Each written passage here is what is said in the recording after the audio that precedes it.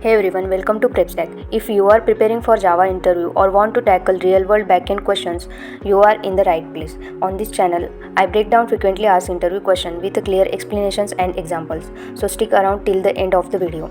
And if you find the content helpful, don't forget to like, share and subscribe to stay updated with the latest videos. Let's get started. In today's video, we are going to see about this keyword. This is the reserved keyword in Java. We can't use it as an identifier. We can use to refer the current class, object or instance as well as static members. It can be used in a various contexts like to refer instance variable of a current class. Then we can use it to invoke or initiate current class constructor, and we can pass as an argument in a method call or in a constructor call, and it can be used to return the current class instance. So here we have one example and we will understand the use of this keyword with the help of given example.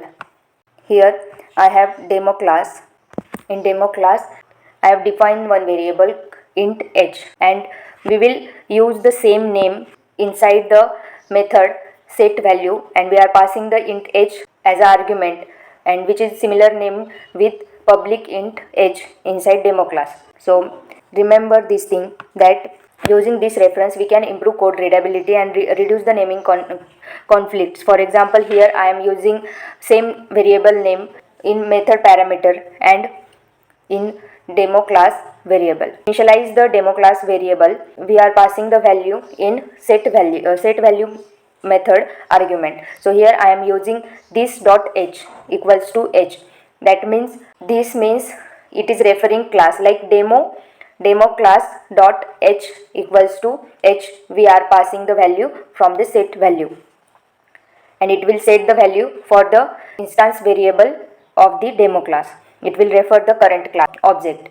So in main method I have created one object for the demo class, and in that object I am passing the value. You can also use this constructor to invoke another constructor within the same class.